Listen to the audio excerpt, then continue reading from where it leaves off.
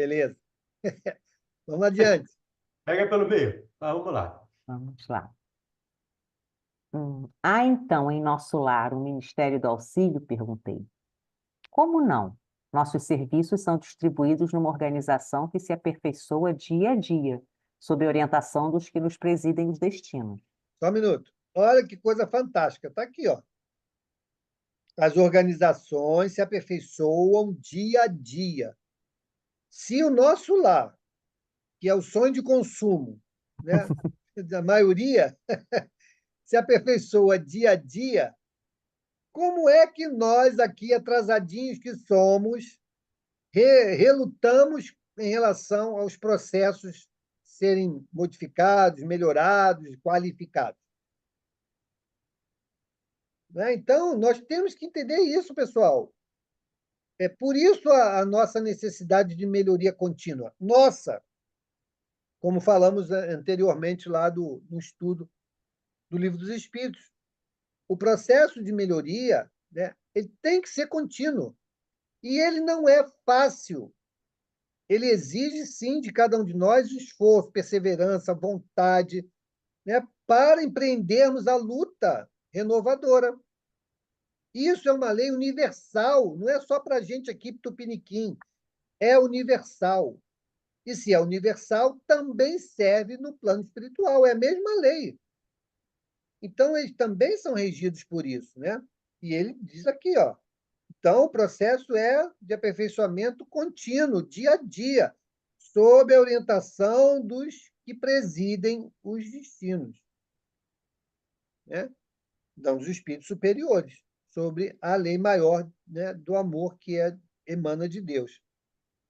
Então, vamos ter que nos acostumar, pessoal, porque nós seremos sempre impulsionados ao progresso. Mauro, esse dia a dia que ele fala aqui é uma força de expressão ou é dia mesmo, igual a nossa situação aqui? Ué, como nós, dia a dia. Pela Ué, narrativa dele, como nós. como nós. A cada minuto, a cada segundo, como o tempo no plano espiritual é diferente do nosso, né? Mas é a representatividade que ele está nos dizendo aqui. Não poderia dizer diferente, nós não entenderíamos. Mas esse dia a dia é ação contínua. A gente não fala, né, muitas vezes, né, que a gente tem que buscar ser melhor amanhã do que fomos hoje. Esse amanhã pode ser no minuto seguinte.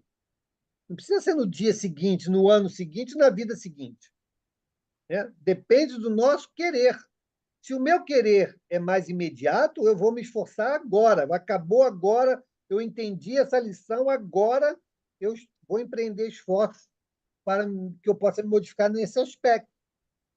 Outros, não. Outros vão matutar, vai levar uma semana, um mês, um ano. Outros vão ter que esperar acontecer alguma coisa na vida para aquilo, a fichinha cair. Cada um no seu tempo. Ok? Correto. Vamos lá. Fixando em mim os olhos lúcidos, prosseguiu. Não tem visto, nos atos da prece, nosso governador espiritual cercado de 72 colaboradores? Pois são os ministros de nosso lar. A colônia, que é essencialmente de trabalho e realização, divide-se em 6 ministérios, orientados cada qual por 12 ministros. Temos os ministérios da regeneração, do auxílio, da comunicação, do esclarecimento, da elevação e da união divina. Os 4 primeiros nos aproximam das esferas terrestres. Os 2 últimos nos ligam ao plano superior, visto que a nossa cidade espiritual é zona de transição. Os serviços mais grosseiros localizam-se no Ministério da Regeneração, os mais sublimes no da União Divina. Clarencio, o nosso chefe amigo, é um dos ministros do auxílio. Ok. Olha aí, olha que situação fantástica de organização, né? Então, assim como a nossa estrutura é assim também. O nosso corpo físico nos liga à parte mais material da nossa existência. E o nosso corpo perispiritual, no corpo mental, nos liga ao plano mais etéreo. Ok? Então, tudo no universo é regido dessa maneira. Olha o nosso lar, né? Existem camadas ali. serviços que são mais aderentes ao plano físico e aqueles que são, de fato, em condições mais elevadas para o contato com o plano superior. Em tudo é assim, não há diferença, né? Então, essa descrição que o Lisas faz aqui é perfeita, porque não poderia ser diferente. Como é que o plano superior poderia interagir, né, conosco se não houvessem essas pontes? Precisa haver essas pontes, né? Porque se não dá saltos, né? Nós precisamos daquela via de mão dupla, né, adequada a cada plano. Então, está aqui a organização, cada um dentro do seu aspecto. E, de novo, há muito mais ministérios voltados para o atendimento aos sofredores do que para a comunicação com o plano superior. O dobro. Porque o plano superior, gente, não fica toda hora ali perturbando, não. O plano superior, ele dá o caminho do vento, agora vocês caminhem. Não está ali toda hora, não, não faz isso, não, faz aquilo, não, faz assim, não, faz assado. Não. A orientação é dada, o caminho é esse. Vai lá, agora vocês executem. E outra, nosso lar está na condição de posto de transição. Transição. Então, a gente passa por ali, né? Passa um tempo ali, nosso lar, vai vir, reencarna, volta, reencarna, fica ali um tempo. Conseguiu a condição mais favorável? Vai vazar, vai para outro canto. Vai buscar planos maiores, né? Ou condições melhores dentro do próprio nosso lar, né? Mas todo espaço de transição, ele é temporário, né? Como o próprio nome diz, a definição nos dá. Beleza? Vamos adiante. Valendo-me da pausa natural, exclamei comovido. Oh, nunca imaginei a possibilidade de organizações tão completas depois da morte do corpo físico. Sim, esclareceu Lísias. O véu da ilusão é muito denso nos círculos carnais. O homem vulgar ignora que toda manifestação de ordem no mundo procede do plano superior. A natureza agreste transforma-se em jardim quando orientada pela mente do homem, e o pensamento humano, selvagem na criatura primitiva, transforma-se em potencial criador quando inspirado pelas mentes que funcionam nas esferas mais altas. Nenhuma organização útil se materializa na crosta terrena sem que seus raios iniciais partam de cima. Tá aí. Então, essa fala aqui ela é muito interessante, importante, porque mostra que o que nós temos aqui é um reflexo do que já existe no plano espiritual. Não é o contrário. Não somos nós que criamos aqui e vamos refletir no plano espiritual. Tudo é idealizado lá, estudado, os métodos são estabelecidos para trazer para cá. Para que ele, então, uma vez revelado, uma vez, né, dado a conhecer, se estabeleça como uma metodologia, um avanço na tecnologia, né, nas diversas facetas da ciência. Então, não somos nós aqui que descobrimos nada. Nós trazemos aquilo que no plano espiritual foi estabelecido para, no momento oportuno da existência daquela sociedade, da humanidade, aquilo seja revelado. Ok? Então, temos N exemplos. N exemplos. O caso aí do laser. Né? Quanta coisa maravilhosa se consegue com o laser. Cirurgias, inclusive. E nós, como já falei aqui, o caso lá da Sheila, que operou, né, a garganta do Divaldo com uma canetinha que disparava um raio de luz. Nem se cogitava sobre laser naquela época. Então, mas já era um recurso utilizado no plano espiritual. No momento oportuno, chegou. Né? Então, veja como as coisas seguem o seu ritmo, né, de forma muito bem planejada, adequada ao nosso tempo. Né? Então, essa fala do Lísias aqui só ratifica esse entendimento, né?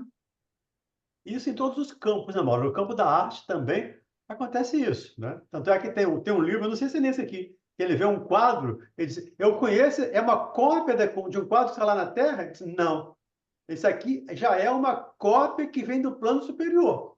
O que está na Terra é uma cópia desse aqui. Então, o que a gente tem aqui é cópia da cópia da cópia da cópia. E tem em todos os aspectos da vida, da E mal ciência, acabada. são camadas, né? E lembrando que essa afinidade pode se dar também com a parte inferior. Nós vemos isso aí, especialmente na arte, ou na chamada arte, né? Que acho que algumas pessoas hoje dizem, isso é nitidamente uma inspiração de um plano inferior.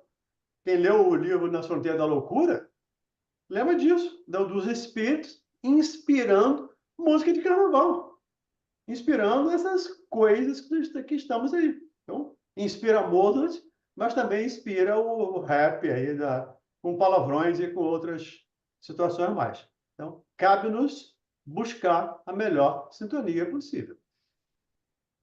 Diga, Elaine. Então, o que eu achei importante aqui, uma palavrinha, útil. Então, ele diz: nenhuma organização útil se materializa na crosta terrena sem que seus raios iniciais partam de cima, né? Porque é só mesmo coisas úteis, porque vem, né? Aí são essas coisas que o Valdini falou, as Que vem coisas de que não cima, são né? Porque o que úteis. vem de baixo Isso, vem de pode cima. não ser útil. Exato, exato. É isso mesmo. Então, nós somos inspirados. E o Livro dos Espíritos diz o quê? Que nós somos, né, mais influenciados do que imaginamos, quando, de ordinário, são eles que nos conduzem. Não é isso? Então, está aqui ele reforçando essa mesma fala de Kardec, né? Que os espíritos respondem a Kardec. Então, somos influenciados, não somos conduzidos, de fato, né? A nossa vontade não é tolhida, a nossa escolha não é subtraída, mas nós somos inspirados. Se acatamos a inspiração, aquela inspiração nos conduziu na ideia, né? Na escolha, tudo mais. Se resistimos a ela, ok, nós não fomos induzidos, mas faz parte da nossa vida. Então, isso acontece enquanto aqui encarnados e também no plano espiritual. Não é diferente. Que bom que nós temos essa possibilidade.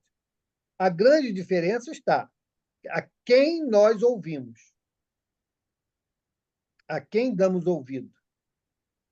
E aí, de novo, carteirinha está na nossa mão, né? Quem são aqueles que eu vou chamar para próximo de mim? O diabinho ou o anjinho, né? Diga, Nassif. Oi, Mauro, essa questão aí dessa influência, como vocês falaram aí, que pode ser tanto negativa quanto positiva, e as coisas sempre começam no plano espiritual e a gente acaba criando, né? Eu li, eu não sei se eu li em algum lugar, de algum livro de André Luiz, eu sei que esses dias eu vi no YouTube a questão da obsessão à distância com a implantação de chip.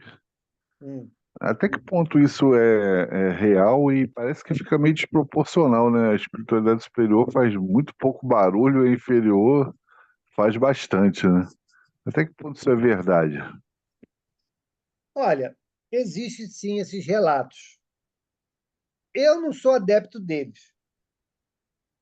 Eu acho que essa descrição de chip e tal é muito mais uma forma de nós entendermos como se opera do que efetivamente um equipamento, um aparelho. O fato da obsessão à distância, isso não é novidade. O espírito não precisa estar ao seu lado para te obsediar. Uma vez estabelecido o vínculo, onde quer que ele esteja, ele pode te sugerir e você vai acatar. Vamos fazer um exemplo aqui bem próximo da gente. Muitas das vezes a gente cria um grau de dependência um com o outro que a gente não faz mais nada sem ouvir o que o outro tem a dizer. Não é? Quantos existem assim? E aí a pessoa, onde quer que a pessoa faz, o que ele faz? Liga. Fulano, em relação a isso aqui, o que eu devo fazer? Não está do lado, está distante. Mas a mensagem chega. E é o que basta. No plano espiritual, isso ainda a potencialidade disso é a enésima potência. Por quê? Porque a força do pensamento é muito grande.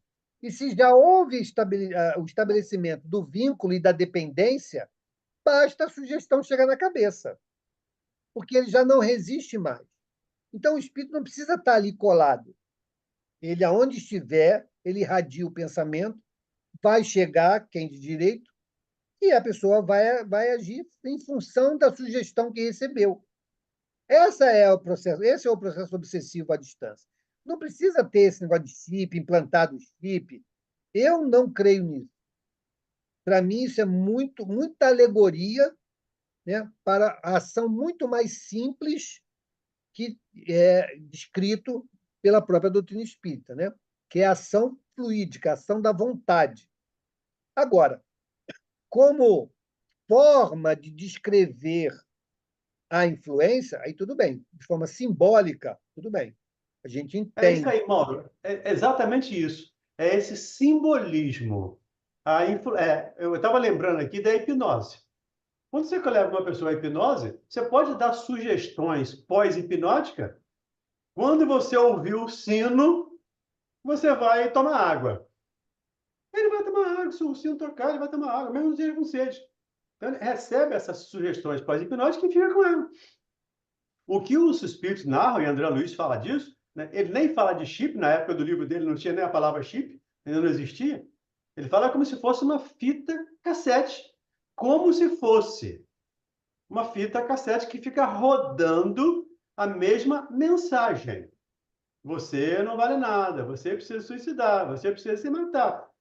Essa é a ideia. Mas não é uma implantação física. É uma metáfora que ele usa para a gente poder entender esse processo. Como eles dizem, o nosso vocabulário ainda está muito aquém de poder entender todos os problemas da parte espiritual. Então, ele faz alusões, ele faz referências para a gente poder entender com menos dificuldade.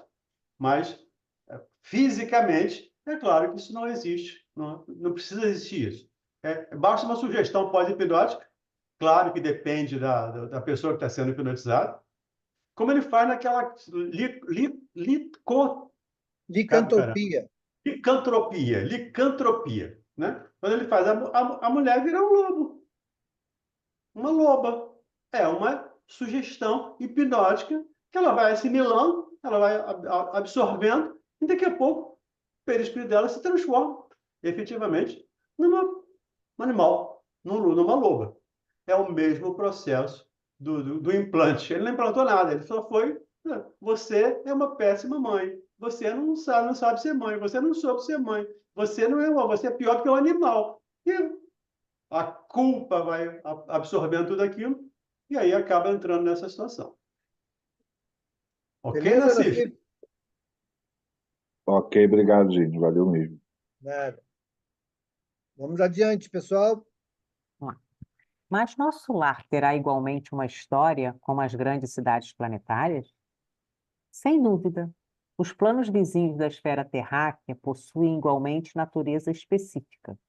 Nosso lar é a antiga fundação de portugueses distintos, desencarnados no Brasil no século XVI. A princípio, enorme e exaustiva foi a luta, segundo consta em nossos arquivos no Ministério do Esclarecimento. Há substâncias ásperas nas zonas invisíveis à Terra, tal como nas regiões que se caracterizam pela matéria grosseira. Aqui também existem enormes extensões de potencial inferior, como há no planeta grandes tratos de natureza rude e incivilizada. Os trabalhos primordiais foram desanimadores, mesmo para os espíritos fortes. Onde se congregam hoje vibrações delicadas e nobres, edifícios de fino lavor, misturavam-se as notas primitivas dos silvícolas do país e as construções infantis de suas mentes rudimentares. Os fundadores não desanimaram, porém. Prosseguiram na obra, copiando o esforço dos europeus que chegavam à esfera material, apenas com a diferença de que, por lá, se empregava a violência, a guerra, a escravidão. E aqui o serviço perseverante, a solidariedade fraterna e o amor espiritual. Ok. Olha bem a descrição que ele está dando aqui. Lindo, né? Né? Maravilhoso. E o que falou lá em cima, o processo de melhoria constante, do aperfeiçoamento constante. Se o nosso lar é um posto de transição, né? E começou a se formar lá no século XVI, quais eram os ânimos das pessoas daquela época? Quais eram as intenções? Quais eram os pensamentos? Quais eram os valores? Tudo isso se revertia na convivência no plano espiritual. A gente já não cansou de falar que a gente não dá salto, né? Que o progresso não dá salto?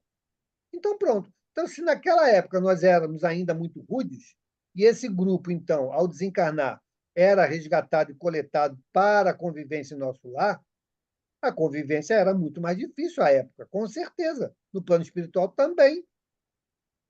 E aí foram se aprimorando, e as encarnações vieram, né? Os espíritos, né, melhorzinhos foram chegando, e os próprios de lá foram se aprimorando, e assim foram formando uma nova consciência e permitiu, então, o nosso lar chegar no ponto em que está na narrativa do André. Não foi, o nosso lar não surgiu pronto como aquilo, como aqui é descrito. Ele foi se aprimorando para e passo. Dia a dia, É como eu isso disse aí, anterior. não é?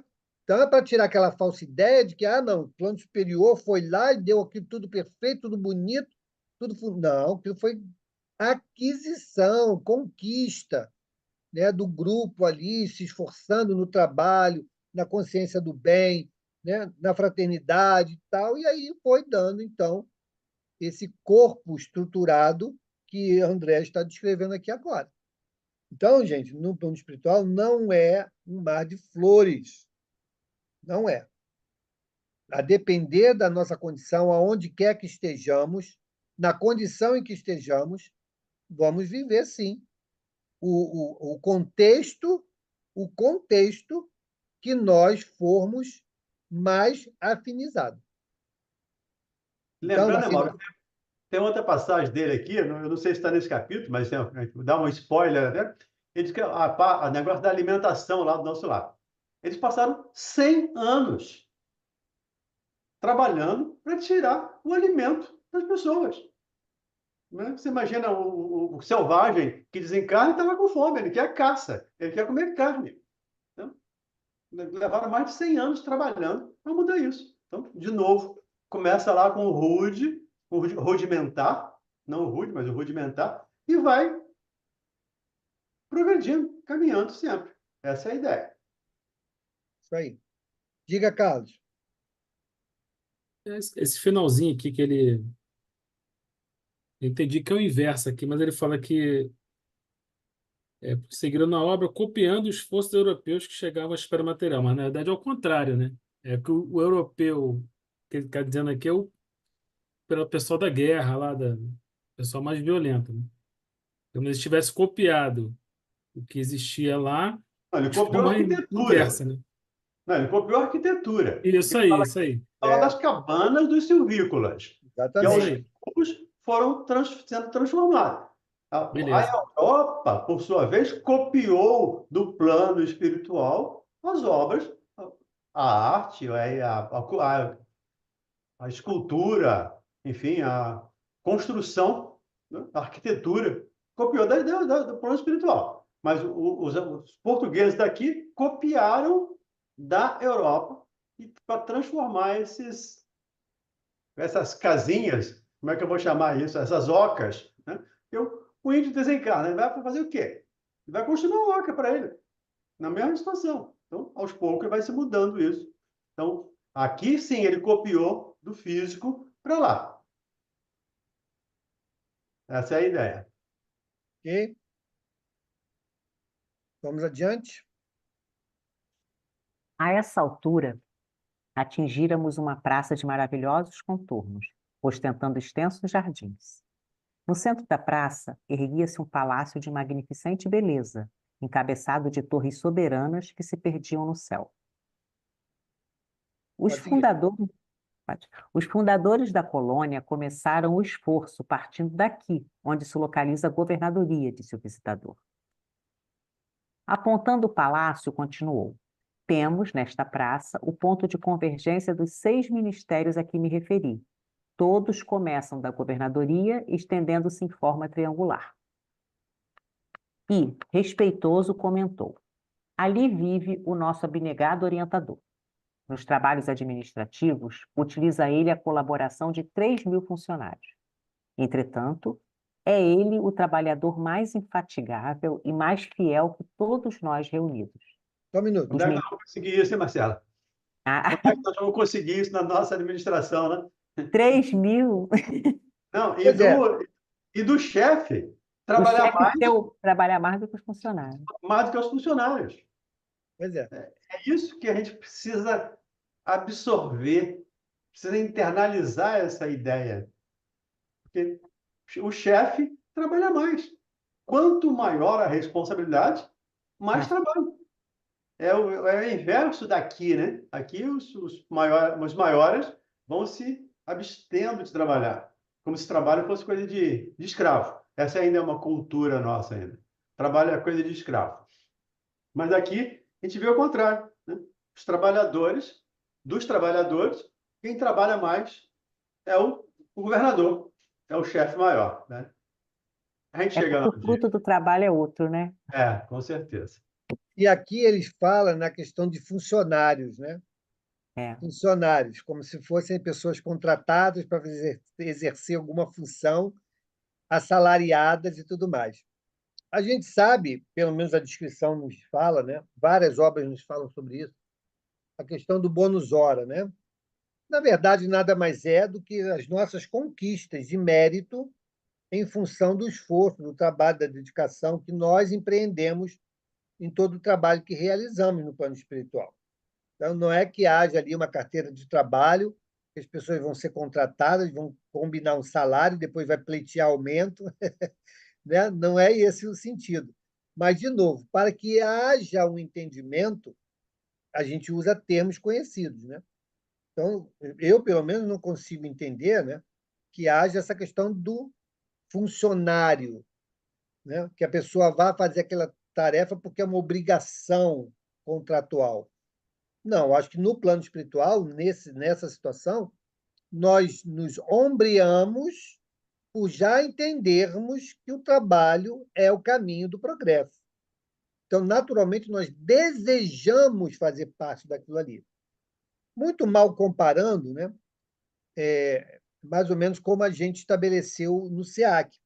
Quem não conhece, vão conhecer como é que é a forma, né, do SEAC trabalhar. O SEAC, ele nunca chamou ninguém para ser trabalhador. Nós não fazemos esse convite. Ah, fulano, você já está há tanto tempo na casa, não quer ser trabalhador? Não, nós não fazemos isso. Nós deixamos que a pessoa naturalmente desperte nela a vontade de querer trabalhar na casa. Sair da condição de assistente para a condição de trabalhador. O que muda? Muda a posição da cadeira, né? Eu estou sentado, eu sou assistente. Agora eu vou para o lado de lá, eu sou trabalhador. Então, a pessoa ela se voluntaria. Olha, eu auto me declaro que quero ser trabalhador da casa. E aí a gente inicia um processo de capacitação. Eu penso que no nosso lar, no plano espiritual, aconteça da mesma maneira, né? As pessoas vão se identificando, vão saindo daquela posição de inércia, né? E despertando para ser útil naquela oportunidade de trabalho que está sendo apresentada. Então, aqui ele descreve exatamente isso.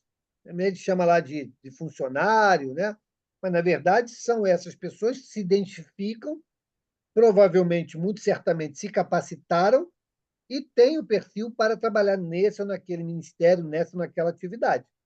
E aí elas vão ser preparadas. Como o André Luiz vai despertar mais à frente, né? Qual a tarefa dele? Varrer a câmara, né? As câmaras de recuperação, né? Dos excrementos mentais, olha só. Então, ele médico, olha só, olha onde ele foi parar, né? Médico, senhor, eu sou um babilaca aqui, eu sou o cara top da cadeia social, e agora eu estou lá varrendo excrementos mentais para eu aprender como é que funciona a coisa aqui. Então, como é que as coisas caminham, né, no plano espiritual. Dentro dessa descrição, Mauro, eu me lembrei aqui, guardadas as devidas proporções, obviamente, a Rádio Rio de Janeiro. Isso. Nós não somos funcionários da rádio, nós não temos um contrato assinado com a rádio. Então, eu estou lá, o Mauro está lá, o Padre, no caso, é quarta-feira, a gente está lá, porque nos voluntariamos, quisemos estar lá. Tudo bem que recebemos um convite. Acho que todos nós recebemos um convite para ir para lá. Mas, se recebemos um convite, é porque estávamos aptos a exercer aquele papel. Então, a gente até assina um documento lá, né, em função de legislação. O voluntariado é regulamentado, tem uma lei que regulamenta. Então, a gente tem que assinar. Mas não tem funcionários. De novo, é a expressão do André Luiz, usando as nossas palavras, os nossos conhecimentos, para nos passar alguma informação que não temos paralelo, ou pelo menos não temos vocabulário para entender bem. Então, ele fala de funcionário, né, do chefe, das divisões, do departamento, como se fosse uma empresa comum, que é completamente diferente da nossa. Mas é assim que a gente entende. Então, a gente na rádio também faz assim. Ninguém é funcionário, ninguém é os voluntários, né? Tem os funcionários, mas os voluntários não são funcionários, são voluntários. E é claro que trabalham quando eles quiserem. Tem dia que não pode? Ok, não pode. Assim como funcionário não pode. Mas, em princípio, não somos funcionários. Somos voluntários da rádio. Vamos adiante? Vamos. Os ministros costumam excursionar noutras esferas, renovando energias e valorizando conhecimentos. Nós outros gozamos entretenimentos habituais, mas o governador nunca dispõe de tempo para isso. Olha aí de novo. Tá escrito. Os ministros saem, o funcionário entra de férias, viaja, passeia. O Mas governador não. O governador é 24 horas por dia, né? E trabalha sem cessar. E isso por séculos. Às vezes leva 200, 300 anos trabalhando numa função. Então, esse é o exemplo que a gente precisa assimilar. Aí, o governador nunca dispõe de tempo para isso. Faz questão que descansemos, obriga-nos a férias periódicas, ao passo que ele mesmo quase nunca repousa, mesmo no que concerne às horas de sono. Parece-me que a glória dele é o serviço perene. Basta lembrar que estou aqui há 40 anos e, com exceção das assembleias referentes às preces coletivas, raramente o tenho visto em festividades públicas. Seu pensamento, porém, abrange todos os círculos de serviço. Sua assistência carinhosa a tudo e a todos atinge. Isso aí. Porque, gente, quanto mais elevado é o espírito, mais ele tem a consciência do trabalho no bem que ele pode e quer realizar. E, como a gente brinca, né? Enquanto descansa, carrega pedra, é mais ou menos isso. Quando ele muda de atividade, quando ele falou aqui, ó, abrange o seu pensamento, abrange todos os ciclos de serviço. Então, uma hora ele está numa coisa, ele se dedica, aquilo dá uma satisfação, aí ele vai e muda para outra coisa, aquilo também vai dar outra satisfação. Porque o que a gente busca nas férias, pessoal? Descanso e satisfação. Não é isso que a gente busca? Ah, eu vou sair um pouco aqui da pressão do trabalho e vou, né, esparecer. O espírito superior esparece fazendo bem em várias atividades, trabalhando, né? Então ele não tem esse negócio, para ele não é sacrifício, para aquilo não é tormento, é o contrário, né? Então nós que somos ainda necessitados ou apegados a essas coisas, como ele fala, não, você ainda precisa, vai lá, tira suas férias, descansa sua cabeça, recarrega a espada e volta, né? Porque a gente ainda não tem a condição de trabalhar em multiplicidade de atividades, a gente ainda necessita de trabalhar uma coisa de cada vez, a gente ainda se desgasta em função da nossa materialidade, a gente ainda se desgasta mais, não aprendemos ainda a nos recompor com atividade no bem. No dia que nós aprendemos isso, no dia que nós vivenciarmos isso, não vai precisar mais de férias. Então, o que a gente vai querer sempre estar fazendo alguma coisa. Vai lá, faz aqui, faz ali, faz acolá. E assim caminha, né? Assim que a gente aprende Descansar é fazer coisa diferente, né? a fazer coisa diferente, Às exatamente. vezes a gente brinca, às vezes eu brinco lá na rádio. Vou descansar no consultório agora. Sai da rádio, agora eu vou descansar no consultório. É Eu saio verdade. do consultório, vou para a rádio, agora eu vou descansar na rádio. Então, é essa troca de função que nos leva ao descanso. Isso aí. Vamos lá? Depois de longa pausa, o enfermeiro amigo acentuou. Não faz muito, comemorou-se o 114º aniversário da sua magnânima direção. Nossa, 114 anos ele já trabalhando. Na direção. Na direção. Fora o tempo antes, né? É. Calara Cilísias, evidenciando comovida reverência, enquanto eu, a seu lado, contemplava, respeitoso e embevecido, as torres maravilhosas que pareciam cindir o firmamento. Tá aí. Uma cena bonita, né? É. De esclarecimento e de contemplação. Agora vem o capítulo que o Valdemir falou, da alimentação. Isso aí. Ah, sim. Semana que vem, já deu spoiler. Semana que Problema vem da é o problema da alimentação. alimentação. É. Então, semana que vem, voltamos aqui do capítulo 9. Tudo bem, pessoal? Esse tempo todo de governadoria, a gente não precisa copiar, não. Governante aqui souberem disso. Mas é sem descansar. Sem descansar. Vamos fazer a nossa prece, então. Quem gostaria de fazer a nossa prece? Georgia, você faz a nossa prece? Por favor.